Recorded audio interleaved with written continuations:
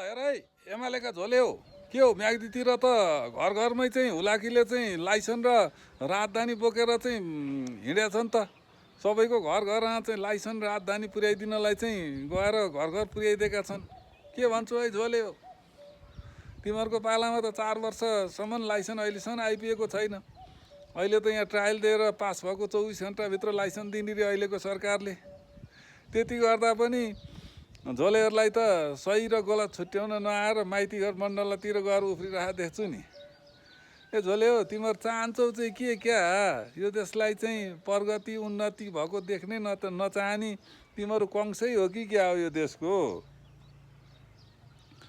कहिले पनि देश विकास उन्नति भएको त देख्नै चाहन्नौ तिमीहरू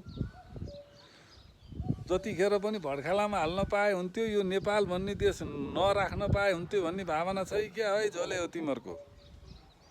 म त तिमीहरूको भावना पनि बुझ्नै छोडेँ त्यति मात्र नभएर हिजो गृहमन्त्रीज्यूले चाहिँ आफ्नो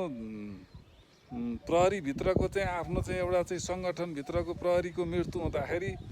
अगाडि नै चाहिँ आफू बोकेर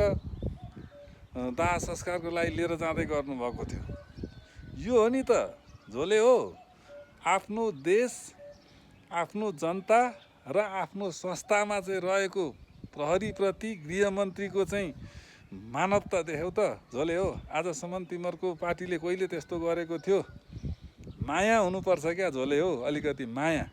देश र जनताप्रति माया हुनुपर्छ क्या त्यो माया छ तिमीहरूसँग छैन नि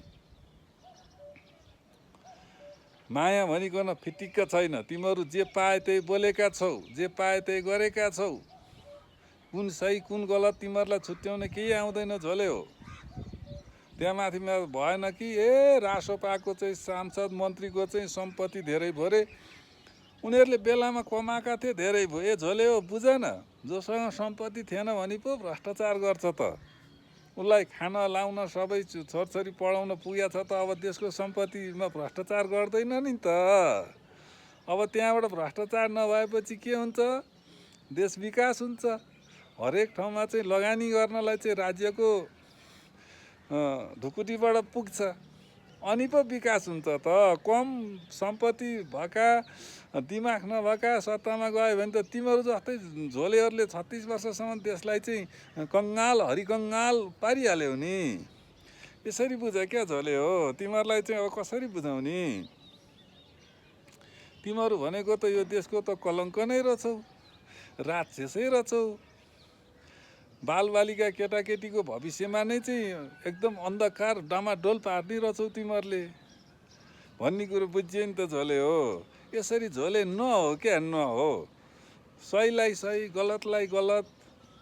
र आफ्नो देशको अस्तित्व जोगाउन आफ्नो देशलाई चाहिँ जोगाउनतिर लाग्यो क्या झोले हो तिमीहरू एकदम संयम हो देश बन्छ अब अवश्य बन्छ देश बनाएरै छाड्छ रासोपाले यतिसम्म बनाउँछ कि विश्वको चाहिँ शक्तिशाली राष्ट्रहरूको चाहिँ लाइनमा चाहिँ बालेन शाह प्रधानमन्त्रीज्यू पनि हुनुहुन्छ क्या डोनाल्ड ट्रम्प सी जिनपिङ जस्ता व्यक्तिको लाइनमा हुनुहुन्छ 100 जनाभित्र परेको 25 नम्बरभित्रका प्रधानमन्त्री हुन् उहाँको दूरदर्शिता छ चुप लाएर बस्छ क्या झोले हो अब विकास हुन्छ क्या देश अब अमेरिका चाइना जस्तै हुन्छ क्या 5-10 वर्षमा तिमीहरू झोलेहरू हेरेर त बस